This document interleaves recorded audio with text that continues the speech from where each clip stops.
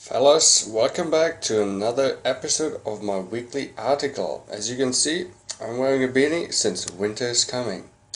If you need a cuddle buddy, just go on Yik Yak. I believe there are 1,000 offers a day. So anyway, today I will talk about the push-up test, as you can see right here, like that guy is doing. Which, by the way, my group and I will do with you next week on Friday. So you better get ready. Unless you want to get embarrassed. Alright, back to that push-up test article. It talks about the test objectivity, reliability, and correlation with the bench press test. 300 random participants from some sports science program somewhere at a university in Malaysia. 132 females and 168 males. So there were 2 days, and on day one, they talked about the informed consent, they took the subject's weight and all that blah blah. And of course, they did, who guessed it? Yeah, the push-up. Whoa. I guess you all know how to do a proper push-up. If not, look how that guy's doing, and we will explain to you that next week on Friday. So anyway, they started on the ground, and then they had to fully extend their arms. So that was the base position. Every time they went down and back up again was one. So they did as many repetitions as possible until they got tired or they lost some kind of form. So half the subjects of the group are randomly assigned to be watched by 2 testers for the objectivity reasons. So on day 2, another push-up test. Hey, because they have to do 2. Same procedure as on day 1. Same subjects were watched by the same testers. Again, objectivity reasons. Another thing on that day were the bench press. I think we all know how to do that since we are seniors in the exercise science field.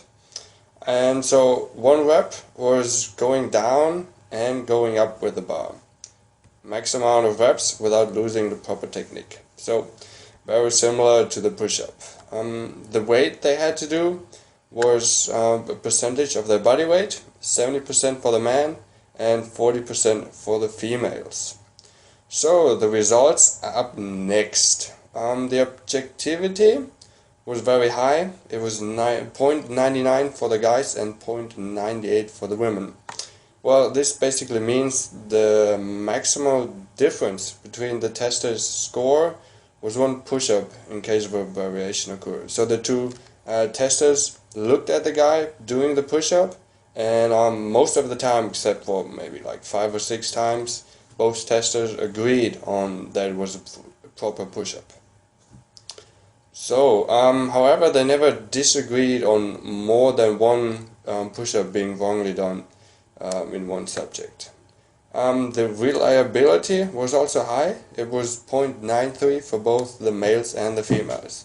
So basically this means the amount of push-ups only changed slightly from 1 day to another. So from day 1 to day 2. So no big deal at all.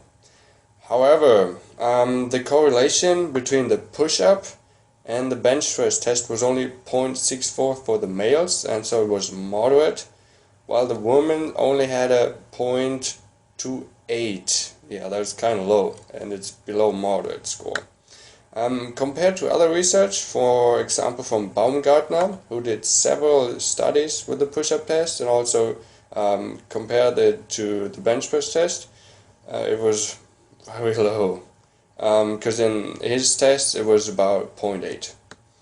So this study had an unusual low scores. In the article it said this could be due to sample differences. I think that's a kind of a cheap excuse by the author, and it was also the amount of participants. Well, for me 300 is not, of course, not the greatest number, but I thought it was a decent size. However, the upper limit of bench press to push-up correlation was 0.8 in this study, so this study wasn't completely off, especially with the guys. Alright guys, thanks for watching my video, and of course I have another advice for the week. It's fall break, leave the campus as quick as possible. Winter is coming, guys. And I also heard Chris Eaton, James Hawley, and Stefan Bowling are coming for everybody that stays in New Orleans. So you better get ready. Enjoy life.